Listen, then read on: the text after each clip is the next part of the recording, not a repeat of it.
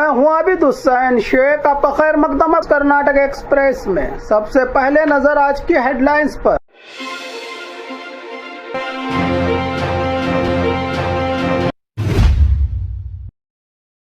SIR form जमा न करने पर कट सकता है आपका नाम, चुनाव आयोग का बड़ा बयान।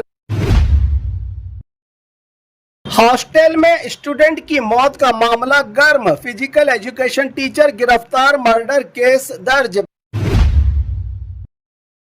बस टिकट मशीन बनी मुसीबत, नेटवर्क प्रॉब्लम से टिकट में देरी, यात्रियों और कंडक्टर की परेशानी बढ़ी।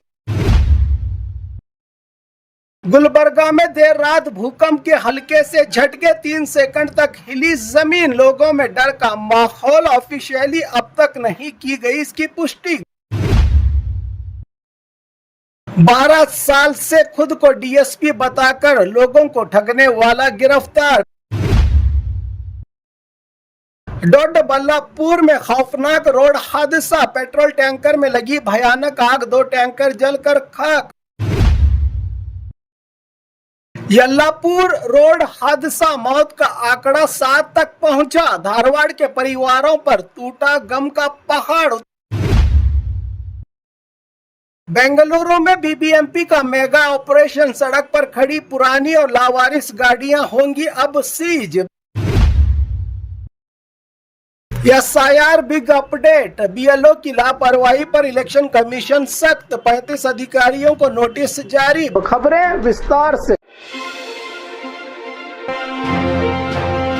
एसआईआर फॉर्म जमा न करने पर कट सकता है आपका नाम, चुनाव आयोग का बड़ा बयान। कर्नाटका में चल रही स्पेशल इंटेंसिव रिवीजन एसआईआर के दौरान चुनाव आयोग ने सभी मतदाताओं के लिए एक अहम हिदायत जारी की है। अगर इनुमरेशन फॉर्म भरकर साइन के साथ वापस जमा नहीं किया गया बीएलओ के पास, तो वोटर लिस्ट से नाम हटने का खतरा हो सकता है। आपके लिए राज्य के चीफ इलेक्शन ऑफिसर अनुभव कुमार ने स्पष्ट किया है कि अगर किसी मतदाता ने ऑनलाइन या ऑफलाइन दोनों तरीके से फॉर्म भरा है तो परेशान होने की जरूरत नहीं, दोनों में से सिर्फ एक ही एप्लीकेशन को मान्यता दी जाएगी। चुनाव आयोग ने यह भी कहा है कि फॉर्म जमा करने के बाद अगर किसी भी जानकारी में सुधार की जरूरत है तो 29 जुलाई तक उसमें अमेंडमेंट फेरबदल करवाया जा सकता है। इसके लिए फॉर्म नंबर 8 के जरिए आवेदन देने की सुविधा दी गई है वोटर्स के लिए। इसी बीच एसआईआर प्रक्रिया में लापरवाही के आरोपों के बाद 35 बूथ लेवल ऑफिसर्स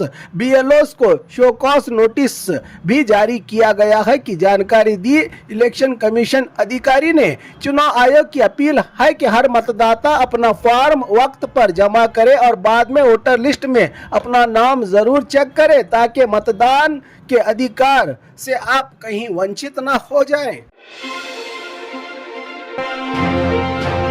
हॉस्टल में स्टूडेंट की मौत का मामला गर्म, फिजिकल एजुकेशन टीचर गिरफ्तार, मर्डर केस दर्ज। बेंगलुरु के एक रेसिडेंशियल स्कूल में 6th क्लास के स्टूडेंट गुरु किरण बताया जा रहा है बच्चे का नाम। संदिग्ध हालत में मौत के मामले में पुलिस ने बड़ी कार्रवाई करते हुए फिजिकल एजुकेशन टीचर नारायण को गिरफ्तार कर लिया गया है। पुलिस ने बच्चे के पेरेंट्स की शिकायत के आधार पर मर्डर की धाराओं के तहत केस दर्ज किया है। गुरु किरण के लाश हॉस्टल में संदिग्ध हालत में मिली थी, जिसके बाद परिवार और स्थानीय लोगों में टीचर पर गंभीर आरोप लगाते हुए सख्त कार्रवाई की मांग की थी। फिलहाल पुलिस मामले की गहराई से जांच कर रही है। टीचर की इस घटना में क्या भूमिका थी और स्टूडेंट की मौत किन हालात में हुई, इन तमाम सच्चाइयों का पता लगाने में जुटी है पुलिस। इस घटना के बाद परिवार वालों और स्थानीय लोगों में काफी नाराजगी देखने को मिली। सभी ने बच्चे को इंसाफ दिलाने और दोषियों के खिलाफ सख्त से सख्त कार्रवाई की मांग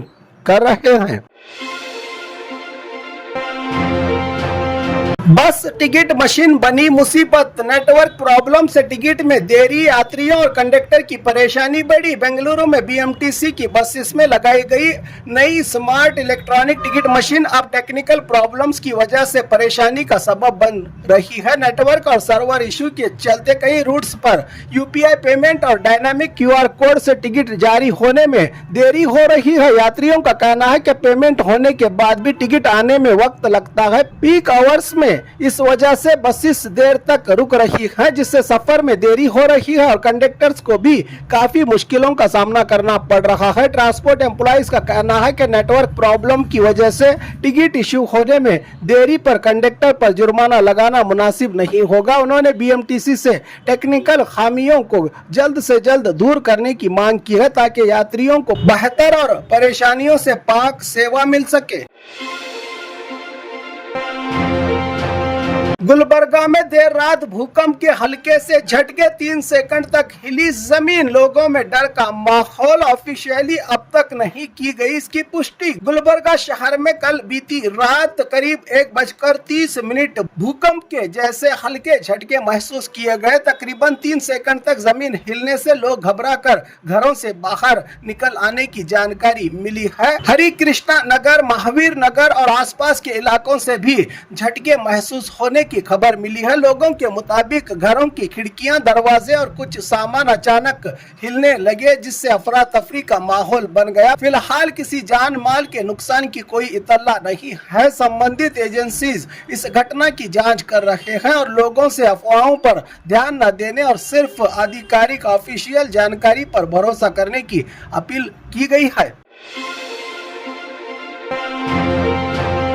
12 साल से खुद को डीएसपी बताकर लोगों को ठगने वाला गिरफ्तार। बीजापुर पुलिस ने एक ऐसे शातिर ठगी को गिरफ्तार किया है जो पिछले लगभग 12 साल से खुद को डीएसपी बताकर और सरकारी नौकरी दिलवाने का झूठा वादा करके लोगों से लाखों रुपये ठगता था। आरोपी की पहचान जनगौड़ा पाटिल उर्फ संपत गौड़ा बागलकोट के हुनगुंद का रहने वाला बताया जिला एसपी लक्ष्मण निम्बर्गी। इन्होंने पुलिस के मुताबिक आरोपी 2012 से अलग अलग जगहों और जिलों में पुलिस की वर्दी पहनकर लोगों का भरोसा जीतता था और पीएसआई, पुलिस कांस्टेबल और दूसरी सरकारी नौकरी दिलवाने के नाम पर धोखा देता था। पैसे वापस मांगने वालों को धमकाना और जगह जगह सिम कार्ड बदल कर फरार रहना उसका तरीका था। 2014 के बीजापुर एपीएमसी पुलिस स्टेशन के चीटिंग, किडनैपिंग और अटेम्प्ट टू मर्डर केस में भी वो मोस्ट वांटेड रहा है। लंबी तलाश के बाद आखिरकार बीजापुर एपीएमसी पुलिस ने उसे गिरफ्तार कर लिया है। पुलिस के मुताबिक आरोपी के खिलाफ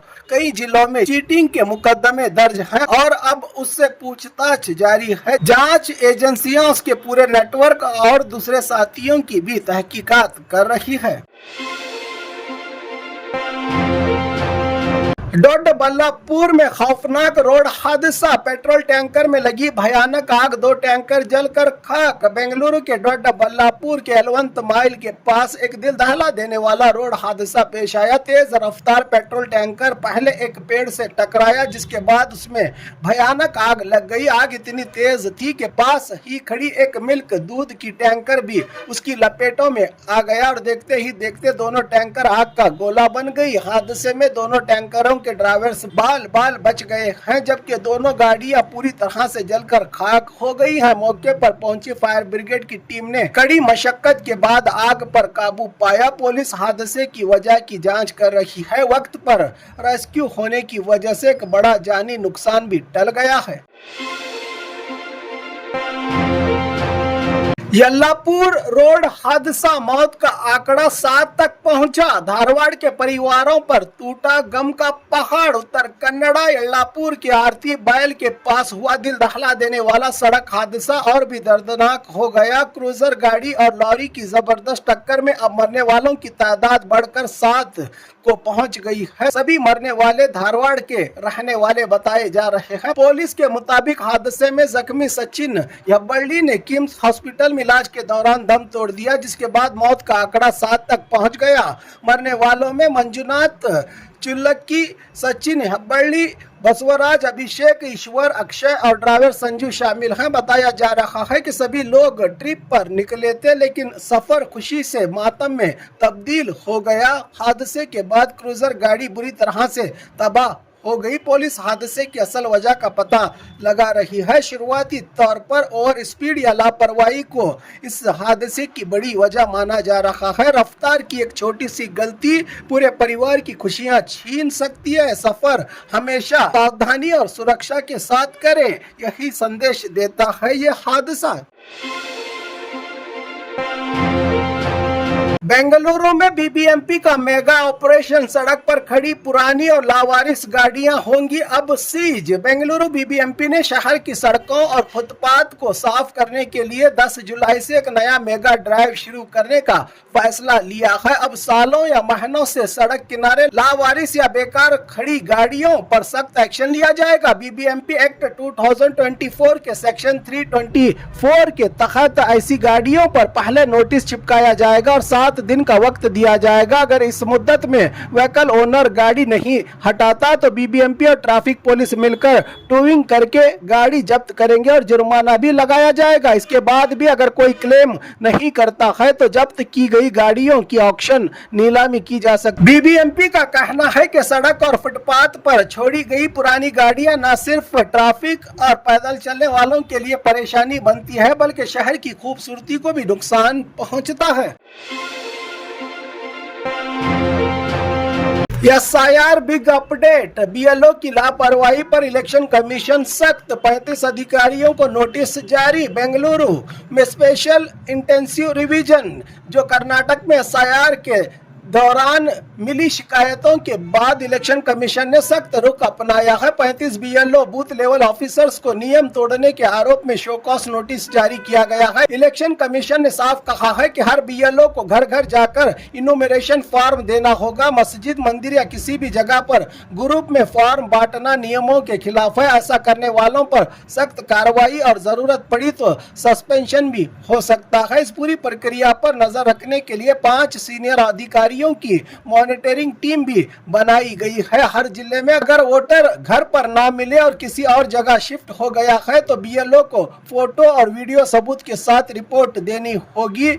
हेडक्वार्टर को इलेक्शन कमीशन के मुताबिक 5 करोड़ 55 लाख वोटर में से लगभग 4 करोड़ 45 लाख 80% लोगों तक फॉर्म पहुंच चुका है। सभी वोटर्स से अपील की गई है कि 29 जुलाई से पहले अपना फॉर्म भरकर जमा जरूर करें ताकि वोटर लिस्ट से नाम हटने या किसी भी परेशानी से बचा जा सके।